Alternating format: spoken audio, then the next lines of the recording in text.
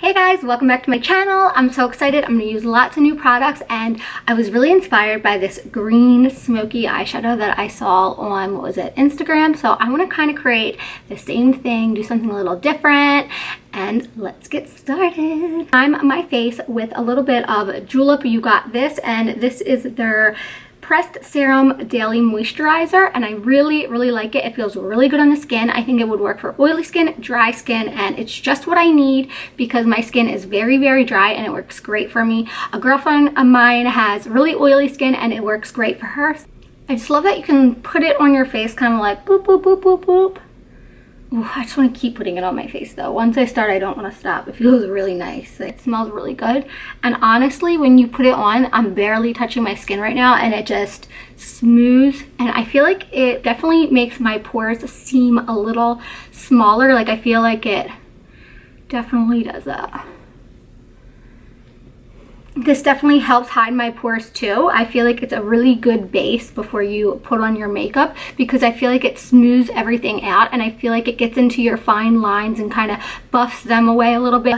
I'm going to use the new Paul & Joe Serum. I'm going to use the new Paul & Joe Serum Primer and Setting Powder. Then for concealer, I'm going to use a little Naked Skin and Be Bright. And I'm going to use the Naked Skin in a little bit of a darker tone and then Be Bright in more of a yellow tone to really make my eyes pop without looking like a skeleton. First, I'm going to do the Be Bright and then the Naked.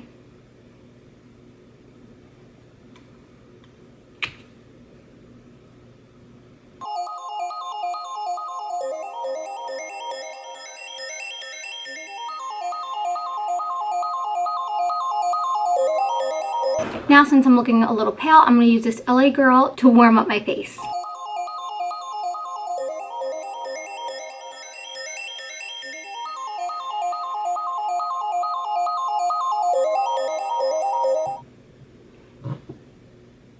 Then I'm going to take this Givenchy powder and I'm going to set the rest of my face with it. This is the bronzer, so I'm just going to go over my cheeks and where I put all the bronziness. Fall time because it's not too dark, it's not too light, it doesn't have orange in it. It just looks really natural on the skin. And honestly, it is a little pricey, but you really don't need much product. Like when I dip it, I'm barely touching the product. This is the Laura Mercier setting powder. And I just do very lightly because I'm dry and I don't really want it to sit. I normally use Dermablend, but I wanted to just use something a little different today. I want to keep the rest of my face very matte, and then I'm just going to finish the underneath of my eye, and I'm going to use that dark green again from the Laka palette. I'm basically going to line my under eye with it, get it really close to the lash line with a flat brush.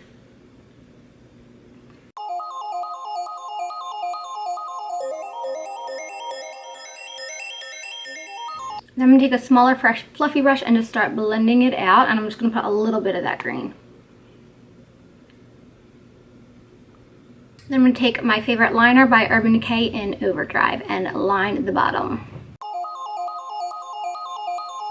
Mascara, Big T's. Love this mascara. It's an oldie but a goodie. Never goes out of style. Always will love this one. And then for my lips, I want to keep it very neutral, and I'm going to use my favorite, Buxom. They make the best lipsticks, I think. And I'm going to use the Buxom Vava Plump Honeydew, and I'm going to line with Buxom White Russian, and then I'm going to top it with Angela Gloss. I'm a gloss girl. You don't have to add the gloss, but I love gloss.